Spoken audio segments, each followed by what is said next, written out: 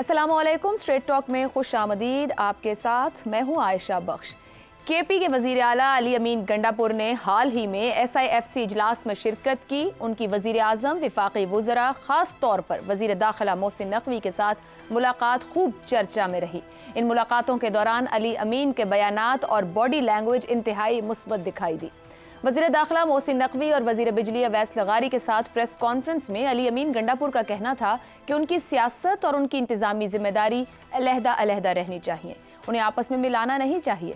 उन्होंने कहा कि वो अपने सूबे के मसाइल के हल के लिए तमाम ही रियासती इदारों के साथ मिलकर काम करने के लिए तैयार हैं। PTI के बानी ने कहा है कि हमारा इदारों के साथ कोई टकराव नहीं। ज़राए के मुताबिक अली अमीन गंडापुर विफाक से ताउन कर रहे हैं, कौमी मफाद के मामलात पर बातचीत में मुस्बत अंदाज से हिस्सा ले रहे हैं और किसी तरह के तनाज़े की बात करते हैं और न बदज़बानी कर रहे हैं। मगर इस्लामाबाद में अपने नर्म और लचकदार रवैये के दूसरे ही रोज़ KP में अली अमीन गंडापुर की तरफ से फिर जारहाना मौक़िफ़ देखने में आया। अली अमीन गंडापुर ने कहा कि इमरान खान जेल से निकल कर मुखालिफिन का वो हाल करेंगे कि नस्लें याद रखेंगी। तरबेला से एक बटन बंद कर दिया तो आधे पाकिस्तान की बिजली बंद हो जाएगी। बानी PTI के तमाम केसेस जाली हैं, उन्हें फौरी रिहा कर दिया जाए। उनकी रिहाई तक हमारी जद्दोजहद जारी रहेगी। अपना हक उसी तरह लेंगे जिस तरह अंग्रेज़ों से आज़ादी ली थी। हमारा असल मकसद हकीकी आज़ादी है। बानी PTI की रिहाई हमारा फ़र्ज़ है, वो हक पर है। हम विफाक से सूबे की हुकूक की बात करते हैं तो सर उठाकर करते हैं। अली अमीन गंडापुर एक सियासी और मुंतखब वज़ीर आला है। PTI के लीडर और मुंतखब वज़ीर आला की हैसियत से सियासत करना उनका हक है। वो जानते हैं अगर वो KP में भी विफाकी हुकूमत के बारे में नर्म मौक़िफ़ अपनाएंगे तो उन्हें अपनी ही जमात की तरफ से ट्रोलिंग का निशाना बनाया जाएगा, उन पर तनकीद की जाएगी। मगर गंडापुर जिस तरह इस्लामाबाद में आकर नर्म हो जाते हैं और KP में जाते ही उनका लहजा और अल्फाज धमकी आमेज हो जाते हैं, ये 180 ज़ाविये का यू टर्न होता है। ऐसे में बड़ा सवाल यह है कि क्या अली अमीन गंडापुर एक ही वक्त में रेल की दोनों पटड़ियों पर चलने की कोशिश में अपना तवाज़ुन कायम रख पाएंगे? इसी पर पैनल से गुफ्तगू करेंगे। हमारे साथ हैं इफ्तिखार अहमद, शहजाद चौधरी और जैगम खान।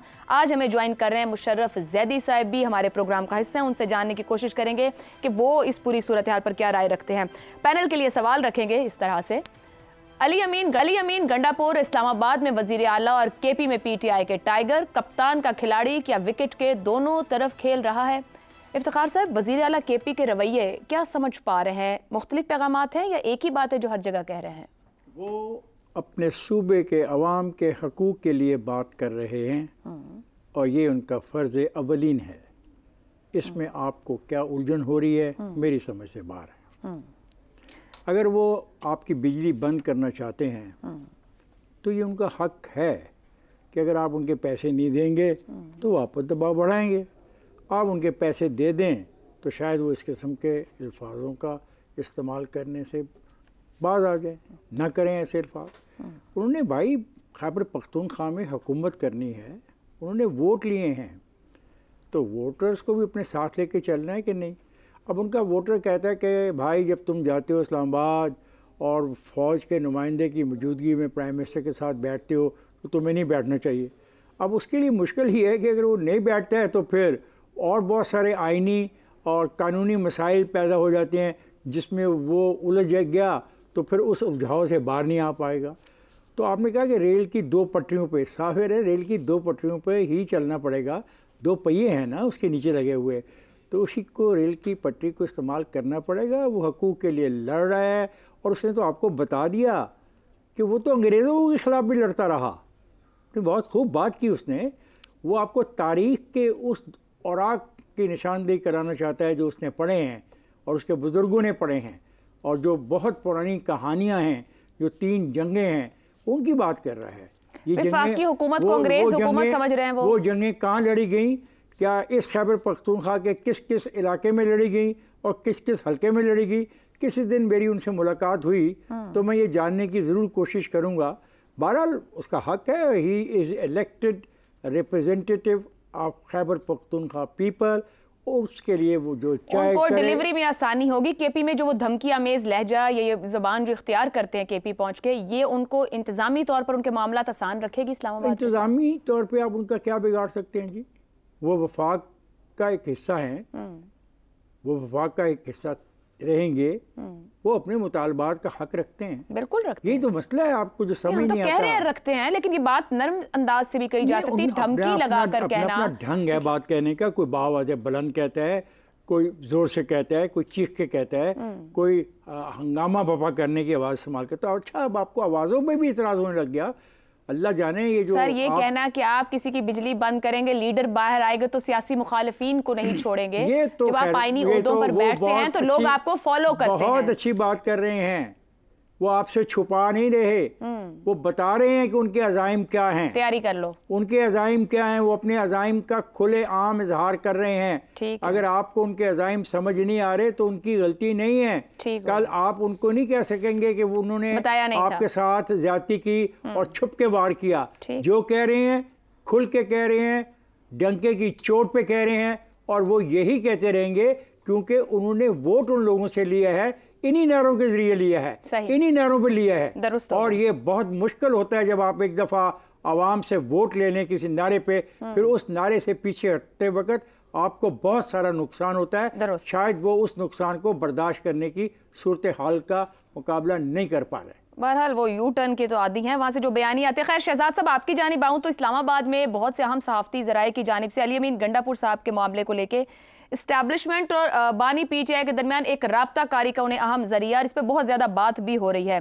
अब पीटीआई के अंदर बहुत से, हम पहले भी बात कर चुके हैं, सुलझे हुए लोग भी मौजूद हैं। गौहर खान, असद कैसर अली, मोहम्मद खान, ऐसी बहुत सी मिसालें हैं। क्या जो ब्रिज बनना है वो अली अमीन गंडापुर ही बेहतर जरिया हो सकते हैं, तो कैसे? आयशा, कोई ब्रिज इन हालात में काम करता हुआ आपको किसी तरीके से नज़र आता है? कम से कम मुझे तो नज़र नहीं आता। मेरा हाल है ब्रिज वही हैं जो कि इस वक्त एग्जिस्ट करते हैं, उन्हीं ब्रिजों पे गुजारा करना पड़ेगा, और जिस किस्म का दरिया का बहाव है उसी बहाव को ही चलते रहना है। फोर्सिएबल यानी जो करीबी जो मुद्दत है जिसमें हम मुस्तकबिल में देख सकते हैं, उसके अंदर यही नज़र आता है। कोई तब्दीली के बहुत बड़े आसार नहीं है। अब देखिए, पाकिस्तान की सियासत का जो डेफिनेशन मेरी समझ में आई है, नाक़िस समझ में, वो ये है कि वॉट एवर वर्क्स, जो भी आपके हक में चीज़ चल जाए वही आपकी सियासत है। ये सियासत की डेफिनेशन पाकिस्तान की हद तक। दूसरी बात, हम वो लोग हैं जो कि बढ़क को बयानिया करार देते हैं और मान लेते हैं कि हाँ शायद बढ़क ही बयानिया हुआ करती है, और पूरे की पूरी कौम इस चीज़ के पीछे लगी है कि बढ़क जो है वही बयानिया है। तो जिधर से बढ़क ज़्यादा आती है हम कहते हैं ये बयानिया, ये कहानी बयान करने का तरीका। तीसरी बात, मैं थोड़ा मुख्तलिफ तरीके से सोचता हूँ। सियासत एक मकसद है, सियासत गवर्नेंस का नाम है, सियासत कौमी वसाइल को अवाम के मफाद में इस्तेमाल करने और ये यकीनी बनाने कि उनके फ़ायदे के लिए इस्तेमाल हो रहे हैं, उसका नाम है। सियासत लेजिस्लेशन जो कि इन तमाम चीज़ों को इस नहज पे लेकर चलेगी, उसका नाम है। तो सियासत के बहुत सारे सियासत पॉलिसीज को तश्कील देने का नाम है। अब ये है सियासत की मेरी नज़र में सही डेफिनेशन। जो लोग इस डेफिनेशन पे पूरे नहीं उतरते मेरी तशरीह के अंदर, वो कमज़ोर सियासतदान है। अब हर शख्स को जो सियासत को एज एन ऑक्यूपेशन लेके चलता है, अपना एक अगर उसको अपनी ज़िंदगी का हिस्सा बना के चलता है, तो वो अपने आप को अगर वो मेरी इससे एग्री करता है तो वो इन तमाम अवामिल के ऊपर अपने उसको बैलेंस कर ले, वे कर ले, वजन कर ले और देखे कि वो किस किस्म का सियासत। कम से कम मैं तो इन्हीं चीज़ों के ऊपर उसको देखता हूँ। विकेट के किस तरफ खड़े हैं मुझे उससे भी कोई परवाह नहीं है। विकेट के दोनों तरफ भी जो खड़े होते हैं, हर एक की अपनी जिम्मेदारी। जो बैट्समैन जो फेस कर रहा है उसने कुछ और शॉट खेलना है, जो दूसरी तरफ है उसने कुछ और उसका रोल है। विकेट के जिस तरफ भी आप हैं, आप अपना रोल अदा करें। खेल बेहतरीन अंदाज में खेला जा सकता है अगर सब लोग अपना अपना रोल सही अंदाज करें। अब अगर इन बातों की अगर किसी को समझ आती है तो ठीक है, वरना हम बढ़क को बयानिया कहकर सियासत खेलते रहेंगे और इसी तरीके से हम जिस तरीके से कलामी की माजरत आपकी गुफ्तगू से मुझे एक सवाल है जो कि मैं आपसे समझना चाहूंगी। आपने कहा बढ़क बयानिया नहीं है, मगर हमारे गुज़िश्ता 10 साल की सियासत में क्या सियासत को इसी बढ़क ने लीड नहीं किया है? हमारी सियासत, अदालत, सहाफत, माशरत हर जगह बढ़क नहीं है, और ये बढ़क बयानियों की सूरत में इस वक्त जिसे कहा जाए कि सबको लपेट में लिए हुए नहीं है, अमली तौर पे तो कहीं कुछ नहीं दिखता। तो फिर क्यों ना इस बढ़क को एड्रेस किया जाए कि क्यों बढ़क? देखिए बढ़क से मैं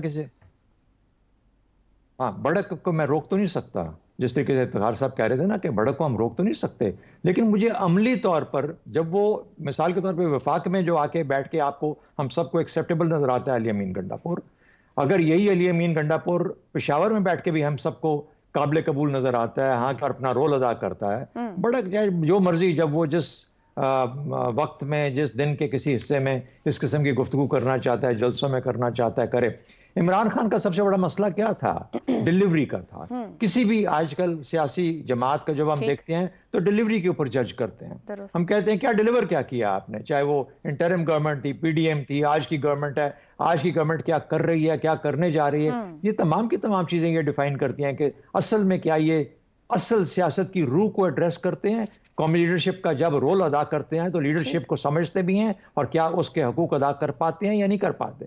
और इसके अंदर आमतौर पे मैं एक छोटी सी बात और कर दूं, ये कहा जाता है कि हमें करने नहीं दिया जाता है, इख्तियार कहीं और पीछे है, सायों में से लोग, तो फिर कर क्या रहे हो? तुम लीडर किस तरह के हो? तुम लीडर नहीं हो, क्यों? आप सियासी लीडर नहीं, आप छोड़ दें, ये सियासत आपका खेल नहीं है, आप कुछ और जाके काम कर लें, कारोबार करें। चल एक आप कारोबार कर सकते हैं, आप सियासत नहीं कर सकते, क्योंकि यहाँ पे तो कुर्बानी देनी पड़ती है। तो लोगों को समझ, मेरे नजर में अगर किसी जिसको हम निशाना हदफ बना के चलते हैं, अगर उसको भी अभी जेल की कोठरी में समझ नहीं है इन चीजों की, तो फिर अल्लाह हाफिज है इस मुल्क का। जी ठीक हो गया जी।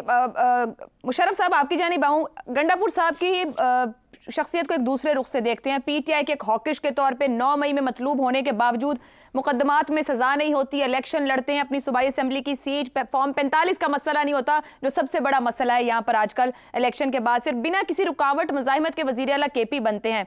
क्या अली अमीन गंडापुर ही वो अहम राब्ताकारी हैं, वो अहम जरिया बन सकते हैं जो इन मामलात को रिजॉल्व कर सकता है, बैलेंस आउट कर जाएंगे मामलात को? देखें आयशा, ये तो मेरा ख्याल है कि बहुत ही गलत रास्ता है अगर हम इस रास्ते पे निकल पड़े कि एक ऐसे निज़ाम में जिस निज़ाम को 250 मिलियन लोगों का उसने ख्याल रखना है, और उस निज़ाम में मतलब ये सारा निज़ाम आज तो नहीं शुरू हुआ, 70-80 साल होने वाले हैं, और इस निज़ाम में बड़ी खूबियाँ हैं, बड़ी लचक है, इसने बड़े मुश्किल वक्त भी देखे हैं, उसके बावजूद एक निज़ाम नामी चीज़ जो है वो मौजूद है। उस निज़ाम से हट के अगर हमारा सारा तज्जिया या हमारी सोच इस तरह से हो जाए कि इनफरादी तौर पे एक सियासतदान या एक किरदार के ऊपर हम तज्जिया करना शुरू कर दें कि रियासत के अहम तरीन मसाइल का हल शायद वो हो, तो मैं समझता हूँ ये तो फिर मेरा ख्याल है फिर हम जनाजा जो है वो देर हो रही है, क्योंकि जनाजा तो इसका निकल जाना चाहिए। फिर आप इसको जो लफ्ज़ इस्तेमाल करना चाहें आप कर सकते हैं, लेकिन मेरे ख्याल है कि इशू अली अमीन गंडापुर नहीं है। और जो आज की ये जो डिबेट जहाँ शुरू हुई, इसका जो सवाल था कि ये दोनों साइड ऑफ द विकेट्स पे खेल रहे हैं या नहीं, तो मेरा ख्याल है ये भी, इसकी फ्रेमिंग भी थोड़ी गलत है, क्योंकि अगेन ये अली अमीन गंडापुर को जो है फोकस कर रहे हैं हम। असल इशू ये है कि या तो पाकिस्तान में वफाकी निज़ाम है या नहीं है, और जहाँ तक मैंने आखिरी चेक किया ये एक वफाकी निज़ाम है। वफाकी निज़ाम का बुनियादी मकसद जो है वो ये है कि आपके कंस्टिट्यूएंट एलिमेंट्स जो होते हैं, जो हमारे मुल्क में उनको सूबे कहते हैं, इन सूबों की इलाकाई ज़रूरियात और इनकी सियासी जो रुख होते हैं वो मुख्तलिफ कभी भी हो सकते हैं। वफाकी निज़ाम का मकसद ये है कि वो इन मुख्तलिफ सियासी आरा और इन मुख्तलिफ इलाकाई तरजीहात को सिंथेसाइज करे, हम आहंग करे कि मुल्क जो है वो इस तरह चले कि मुल्क के जो अहम हिस्से हैं जिनको हम सूबे कहते हैं वो 100% खुश ना हो, लेकिन वो 100% नाराज भी ना हो, और इस तरह से एक बहुत बड़ा मुल्क जो है वो आगे बढ़ सकता है। तो अगर अली अमीन गंडापुर अपने सूबे के लोगों की नुमाइंदगी करते हुए वो आर्ग्यू कर रहे हैं कि फॉर एग्जांपल उनको जो उनके पैसे मिलने चाहिए खैबर पख्तूनख्वा के लोगों को, क्योंकि ये अली अमीन गंडापुर की जेब में नहीं जा रहे, ना ये केपी असेंबली जा रहे हैं, ना ये हुकूमत में डीएमजी के पास जा रहे हैं, ये पैसे जो है ये अवाम के पैसे हैं, और खैबर पख्तूनख्वा की अवाम जो है वो मुस्तहक है उन पैसों की जो वफाकी निज़ाम के तहत उनसे वादा किया गया है। उस निज़ाम में 2-3 और लेयर्स हैं, उसमें नेशनल फाइनेंस कमीशन अवार्ड है, उसमें 18वीं तरमीम के तहत जो सूबाई जिम्मेदारियां उस पर लागू होती हैं वो उन्होंने पूरी करनी है, और वो कम जिम्मेदारियां नहीं है। सिर्फ खैबर पख्तूनख्वा को देखें तो तकरीबन 1.5 लाख टीचरों की सैलरीज और उनका ख्याल रखना जो है वो खैबर पख्तूनख्वा हुकूमत पर जिम्मेदारी आयद होती है। तो मेरे ख्याल है कि जो जज्बाती बयानिए और वो जो भड़क की बात हो रही है उससे हट के अगर हम निज़ाम पर फोकस करें तो निज़ाम के तहत जो वो करने की कोशिश कर रहे हैं वज़ीर आला खैबर पख्तूनख्वा, जिनका इस वक्त नाम अली अमीन गांडापुर है, लेकिन वो कोई भी हो, कल को किसी और जमात से भी हो सकते हैं, तो उनका जो हक है वो वफाकी निज़ाम के तहत उनको मिलना चाहिए। और अगर वो उसके लिए आर्ग्यू कर रहे हैं तो उसमें मेरा ख्याल है कि कोई इतना ज़्यादा बड़ा इशू जो है वो हमें नहीं लेना चाहिए। बिल्कुल दुरुस्त पॉइंट हो गया मुशर्रफ साहब। ज़ैगम साहब, वो आर्ग्यू कर रहे हैं, बिल्कुल दुरुस्त आर्ग्यू है। उनकी मुलाकातें हुई, वो SIFC में बैठे, उसके बाद वज़ीरा के साथ प्रेस कॉन्फ्रेंस की, वो बहुत खुश और मुतमईन थे और इदारों के साथ चलने को तैयार हैं। मगर वो KP लैंड करते हैं तो वो फिर अटैक शुरू करते हैं इदारों से लेके तमाम ही मामलात पर, ये बंद कर देंगे, इसको नहीं छोड़ेंगे, उसको नहीं छोड़ेंगे। क्या ये उनकी इंतजामी मजबूरी और ये सियासी मजबूरी ऐसे लिया जाए या बयानात समझ के इग्नोर किया जाए, ये एक शख्स का बयान है, या उनके बयानात पूरे KP के अंदर एक हीटेड मूवमेंट की तरफ ले जा सकते हैं चीजों को? मेरे ख्याल है हमें अली अमीन गंडापुर के रोल को समझने की जरूरत है, उनके सियासी और इंतजामी रोल को। अली अमीन गंडापुर जो हैं वो बैक वक्त बॉलिंग भी कर रहे हैं, बैटिंग भी कर रहे हैं, फील्डिंग भी कर रहे हैं, विकेट कीपिंग भी कर रहे हैं। हालात ने उन पे ऐसी जिम्मेदारी डाल दी, पूरा मैच अकेले खेल रहे हैं। आपकी बात से लग रहा है उन्हें 3, जी बिल्कुल अकेले, देखिए 3 बॉल्स उन्होंने इकट्ठे हवा में रखनी है। उन्होंने अपना हल्का भी संभालना है और उनके हल्के में जो उनके मद्दे मुकाबिल हैं, एक वजीर आला खैबर पख्तूनख्वा है फैसल करीम कुंडी, और दूसरे मौलाना फजलुर रहमान है। आप देखिए कितने तकड़े उनके मद्दे मुकाबिल लोग हैं, और ये इन दोनों के मुकाबले अभी तक अली अमीन गंडापुर इनविंसिबल साबित हुए हैं, बहुत मकबूल हैं अपने डिस्ट्रिक्ट और अपने हल्के में। उन्होंने ये मकबूलियत कायम रखनी। साथ वो एक पार्टी का भी बहुत अहम हिस्सा है, शुरू से हिस्सा है, एक्टिव हिस्सा है। वो टाइगर भी हैं अपनी पार्टी के, और इस वक्त उनकी पार्टी जिस पोजीशन में है, जिस तरह पार्टी का रगड़ा लग रहा है, उन्होंने पार्टी का मोरल भी बुलंद रखना है। पार्टी के किला इस वक्त उनके पास है, वहां उन्होंने पार्टी को जिंदा रखना है, और पार्टी के किले को इस्तेमाल करते हुए पूरे मुल्क में भी पार्टी को जिंदा रखना है। उन्होंने ऐसा पास्चर करना है, ऐसी सियासत करनी। तीसरी बात, वो पाकिस्तान के बहुत ही अहम सूबे के वजीर आला है, और इस वक्त उनके पार्टी के पास सिर्फ ये वजारत आला है, इसी वजारत आला का सहारा है। यहाँ पे उन्होंने पार्टी की मकबूलियत को कायम रखना है और अवाम में अपनी मकबूलियत को कायम रखना है और डिलीवर करने की कोशिश करनी है। अब हल्के से जरा बात शुरू कर लेते हैं। अब उनके हल्के का, बल्कि पूरे डिस्ट्रिक्ट का मसला ये है कि उसमें जितने फीडर हैं, जो ज्यादा फीडर हैं, वह 90% बिजली चोरी होती है। अब जब 90% बिजली चोरी होती है तो 20 घंटे वहां लोड शेडिंग होती है। अब हल्के का क्या बनेगा? और बहुत से KP के ऐसे मामलात हैं जब बिल्कुल यही सूरत हाल है। अब उन्होंने बयानात देकर शोर मचा के, जो सख्त बयानात की आपने बात की, उन्होंने कहा जी बिजली हम बनाते हैं। बिजली खैबर पख्तूनख्वा नहीं बनाता, बिजली खैबर पख्तूनख्वा में बनती है। हमने 3 दरिया बेचकर वो डैम बनाया था पूरे मुल्क में जहां से बिजली बनती है, क्योंकि खैबर पख्तूनख्वा में बनती है, इसलिए खैबर पख्तूनख्वा का उसकी आमदनी में हिस्सा बनता है।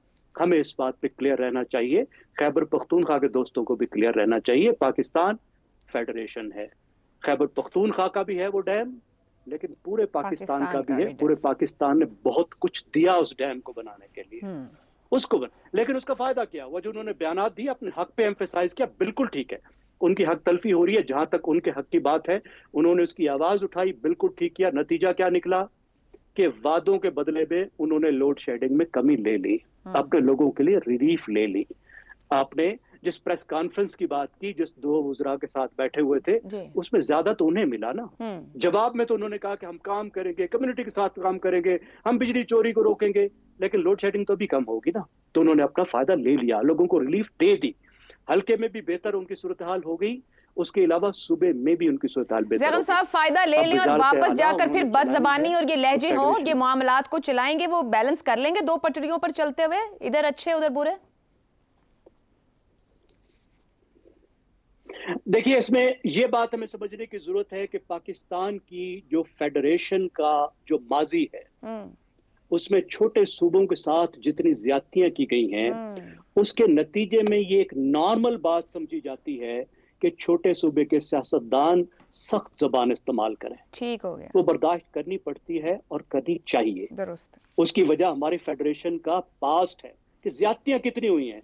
अब ये 4 गालियां भी नहीं सुन सकते ये इस्लामाबाद वाले इतनी 70 साल ज्यादतियों के बाद। तो ये एक नॉर्मल बात है, बहुत बड़ी बात नहीं समझी जाती। आखिरी मुझे इजाजत दीजिए कि वजीर आला के तौर पर उन्होंने फेडरेशन से ताल्लुकात रखने हैं, वो वजीर आजम से भी मिलते हैं, SIFC में भी जाते हैं, तमाम फोरम्स में जाते हैं। मेरे ख्याल में अभी तक ही इज प्लेइंग वेल। और अगर आप KP के खैबर पख्तूनख्वा के सहाफियों से पूछें तो अभी तक कहते हैं कि उनकी मकबूलियत भी जो है सूबे पे काफी ज्यादा है। दुरुस्त हो गया जी। ठीक है, एक ब्रेक पे जाते हैं। ब्रेक से वापस आएंगे तो बात करेंगे इलेक्शन एक्ट तरमीमी ऑर्डिनेंस इलेक्शन ट्रिब्यूनल के मामले पर। इस पर गुफ्तगू रहेगी इस ब्रेक के बाद। प्रोग्राम में एक बार फिर खुशामदीद। विफाकी हुकूमत ने इलेक्शन एक्ट और नैब एक्ट में तरमीम से मुताल्लिक 2 ऑर्डिनेंस जारी किए हैं। नैब तरमीमी ऑर्डिनेंस के तहत जेर हिरासत मुलजिम का रिमांड 14 दिन से 40 दिन कर दिया गया है, जबकि नैब अफसरान की जानिब से बदनीयती पर मबनी रेफरेंस बनाने पर सजा 5 साल से कम करके 2-2 साल कर दी गई है। उधर इलेक्शन एक्ट 2023 में इलेक्शन ट्रिब्यूनल्स के क़याम से मुताल्लिक कानून में अहम तरमीम की गई है, जिसके अहम सियासी असरात भी मुरत्तब हो सकते हैं। हालिया ऑर्डिनेंस से इलेक्शन एक्ट 2017 के सेक्शन 140 को उसकी पुरानी हालत में बहाल किया गया है। इस तरमीम से इलेक्शन कमीशन को अपनी मर्जी के जजेस तयनात करने के इख्तियारात मिल गए हैं। नए ट्रिब्यूनल्स बनने के बाद पहले से चलने वाले केसेस को मुंतकिल करने के इख्तियारात भी अब इलेक्शन कमीशन के पास होंगे। जराए का दावा है कि ECP रिटायर्ड जजेस पर मुश्तमिल नए ट्रिब्यूनल्स कायम करने जा रहा है। इलेक्शन कमीशन के मौक़िफ़ के मुताबिक किसी भी हाई कोर्ट के चीफ जस्टिस की जानिब से इलेक्शन कमीशन को जो पैनल भिजवाया जाता है उनमें से कमीशन जजेस के नामों का इंतखाब करता है। अब कानून तब्दील होने के बाद इलेक्शन कमीशन को ना तो हाई कोर्ट से पैनल मंगवाने की ज़रूरत होगी और ना ही मुतल्लिका चीफ जस्टिस से मुशावरत की जाएगी। ये तरमीम एक ऐसे वक्त में सामने आ रही है जब खुद इलेक्शन कमीशन की अपनी रिपोर्ट के मुताबिक पंजाब और इस्लामाबाद में कौमी और सूबाई असम्बलियों की नशस्तों पर 180 से ज़ायद पटिशन्स दायर हो चुकी हैं। इस्लामाबाद के 3 हलकों से मुतालिक इंतखाबी उज़रदारियों की समाअत इस्लामाबाद हाई कोर्ट में हो रही है, जबकि ट्रिब्यूनल के अहम रिमार्क्स और ऑर्डर्स के बाद इस्लामाबाद के 3 हलके तवज्जो का मरकज बने हुए हैं।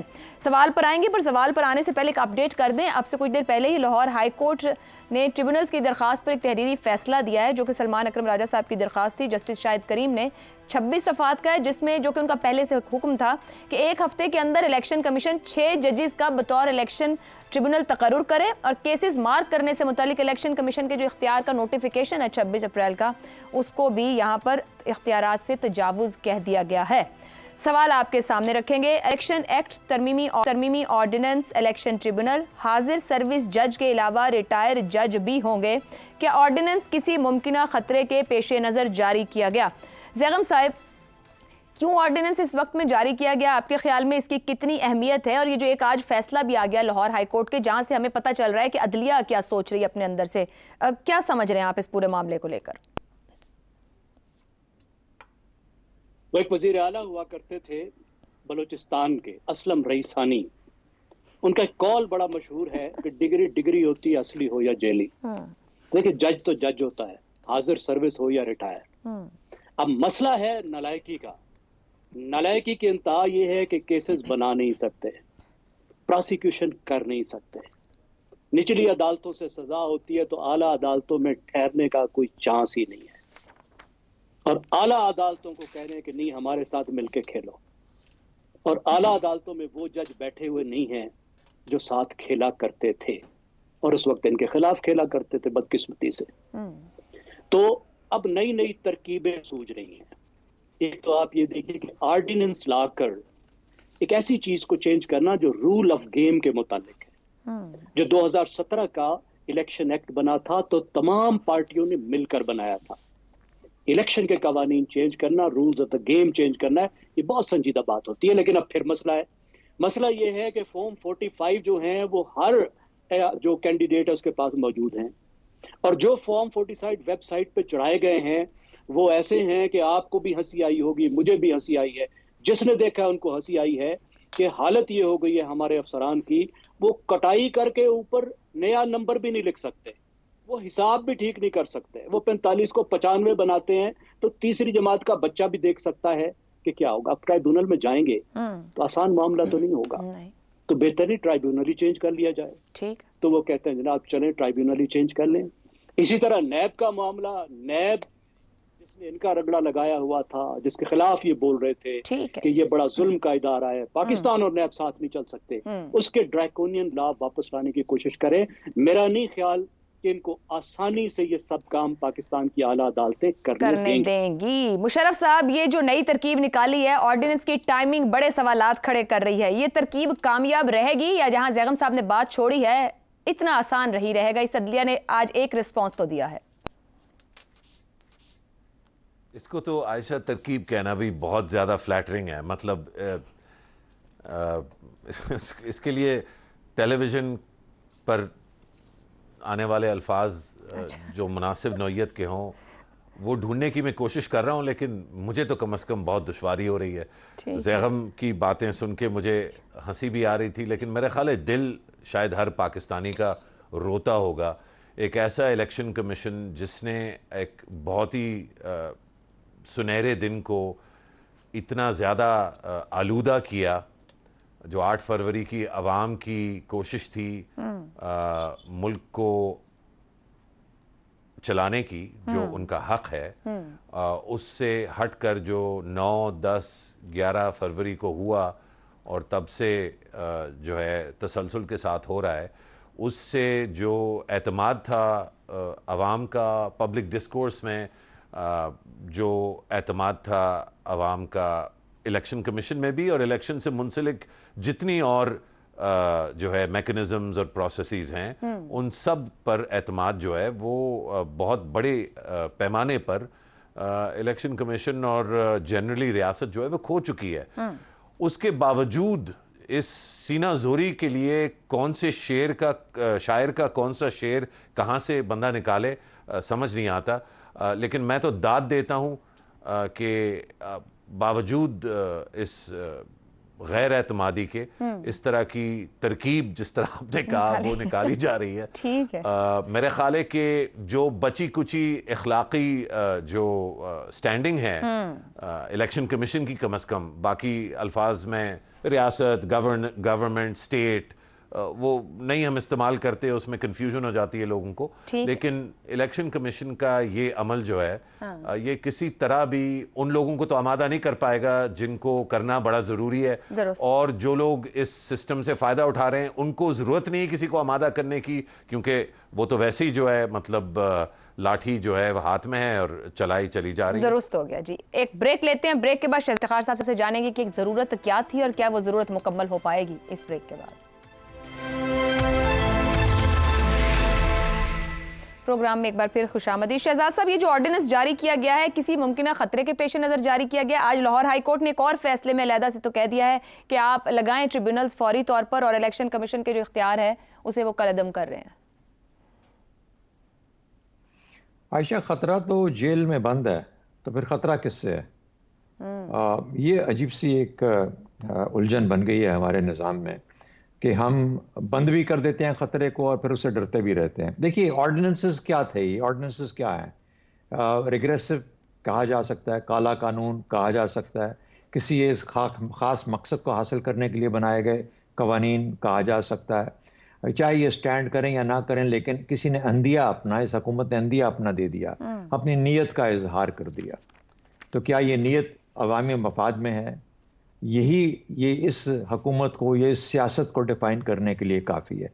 ये है वो सियासत जो कि इन चीज़ों पे काम नहीं करती जिनकी तशरीह मैंने पहले सवाल के जवाब में की, बल्कि किसी और चीज़ की तशरीह करती है। ये वो सियासत है। खतरा, आप देखिए, दो किस्म का खतरा ना, एक तो मैंने कहा जेल में बंद है, दूसरा खतरा कोई और है कि अच्छा ये कुछ अगर ऐसा ना हुआ तो फिर ये ना कहीं हो जाए, कोई इमरजेंसी लग जाए, कोई और फोर्स ना आ जाए, कोई थर्ड फोर्स ना आ जाए। कुछ भी नहीं, कोई खतरा भी तो खतरे में पड़ सकती है ना, जो खतरे सीटें मौजूद हैं पाकिस्तान में। हवा जी, कोई बात, कुछ भी नहीं होने वाला, कुछ भी नहीं, वो सब तय हो चुका, हर चीज अपनी जगह पे कायम रहेगी। जितने मर्जी आप बना लें ट्रिब्यूनल्स, वो भी तो इंसान है ना। ट्रिब्यूनल जो बनेंगे, ट्रिब्यूनल्स के जो चीफ बनेंगे, रिटायर्ड हो या हाजिर, यहाँ हाजिर को संभालना इतना आसान है, रिटायर्ड तो वैसे ही बेचारा मरा मराया होता है, उसका तो पास तो वैसे ही कोई चीज़ नहीं है। तो इसलिए मेरा अपना ख्याल ये है, पाकिस्तान की हवाएं जो होती हैं ये सीजनल हुआ करती हैं। ये गर्मियों में एक तरफ से चलती हैं मशरक की तरफ से, सर्दियों में मगरब की तरफ से आती हैं, फिर शमाल मशरकी होती हैं, शमाल जनूबी, इस तो ये शमाल मगरबी हवाएं वगैरह वगैरह। तो ये चीज़ें ऐसी हैं जो कि सीजनल हवाएं हैं। इन सीजनल हवाओं के अंदर जब इनके रुख बदलते हैं इन हवाओं के, तो नताइज भी मुख्तलिफ आते हैं। हमारे मौसम इससे ज़्यादा रंगीन और बेहतर हो जाते हैं। तो मेरा नहीं ख्याल कि कोई ऐसा खतरा किसी किस्म का एग्जिस्ट करता है। अपने तौर पे हर चीज़ अपनी जगह पे बैठ चुकी है। हाँ, एक है मैं आज भी इस चीज़ का दाई हूँ कि mid term elections, early elections whenever needed. Rishi Sunak ने क्या किया, अपने वक्त से पहले 6-8 महीने पहले कर लिए। वो मौका देखते हैं कि कब स्ट्राइक करना है सियासी तौर पर। तो इस किस्म के इलेक्शंस जो हैं ये पाकिस्तान की जरूरत बन सकते हैं, बन है, और इनको कहीं ना कहीं पे अमलदारी में आना चाहिए। ठीक हो गया। इफ्तिखार साहब, किसी तरह का खतरा एग्जिस्ट नहीं करता, हर चीज़ अपनी जगह पर है। आज़म नज़ीर तारड़ साहब ने आज कहा भी इलेक्शन कमीशन का इख्तियार है कि वो किस तरह के ट्रिब्यूनल्स बनाता है दोबारा नए सिरे से। आज लाहौर हाई कोर्ट ने कहा कि जो हमने कहा है वो 6 जजों के ट्रिब्यूनल बना दो। किसकी चलेगी फिर? अब दोनों की चलेगी। हैं हाँ, अदालतें हैं, बहस चलेगी, मुकदमात होंगे, पैसे खर्च होंगे, फीसें मिलेंगी, तो वक्त तो गुजरता जाएगा। तो वक्त गुजरता गुजरता शहजाद साहब जो टाइम फ्रेम दे रहे हैं वहाँ तक पहुँच जाएगा। तो फिर क्या होगा? मिड टर्म इलेक्शन हो जाएंगे। क्या पाकिस्तान मिड टर्म इलेक्शन को अफोर्ड कर सकता है? क्या पाकिस्तान इस पोजीशन में होगा? अगर होगा तो फिर ठीक है, फिर मिड टर्म इलेक्शन भी हो जाएंगे। और अगर Pakistan mid term election afford नहीं कर सकता तो फिर ये जो हवाओं का तस्करा शहजाद साहब ने सर एक पैनी तो मांग रहे हैं, उधार पे हैं, कर्जों पर हैं। तो जिस तरीके से शहजाद साहब मुख्तलिफ हवाओं का तस्करा कर रहे हैं वो चलती रहेंगी। मैं वैसे इसको गैर मुनासिब रवैया समझता हूँ, लेकिन दूसरे मामले में, न्याय वाले मामले में, मैं इमरान खान का जो मौक़िफ़ है मैं उसमें और मौजूदा हुक्मरानों के जो मौक़िफ़ है उसमें जो फ़र्क है, मुझे वो समझ नहीं आ रही कि इमरान ज़्यादा दिनों के लिए कैद क्यों चाहता है और मौजूदा हुक्मरान कम दिनों के लिए कैद क्यों चाहते हैं। ये ट्रिब्यूनल वाला आप समझ रहे हैं बेमकसद काविश की गई है? मैंने कहा कि गैर मुनासिब रवैया है, बेमकसद काविश का लफ्ज़ इस्तेमाल नहीं किया। गैर मुनासिब रवैया है तो मुनासिब जगह पे एनर्जीज लगा लेना जहाँ ज़रूरत हो। तो मैंने वो बता दिया शहजाद साहब ने। शहजाद साहब ने कह दिया कि नतीजा कुछ भी नहीं है, ये सब कुछ चलता रहेगा। ज़्यादा से ज़्यादा मिड टर्म इलेक्शन हो जाएंगे, लेकिन फिर मेरा वो सवाल रहेगा कि क्या हम मिड टर्म इलेक्शन अफोर्ड कर सकते हैं इस मौजूदा इक़्तिसादी सूरत हाल की मौजूदगी में या नहीं। चलें जी, बहुत शुक्रिया आप चारों का। इतना ही इजाज़त दीजिए। अल्लाह हाफ़िज़।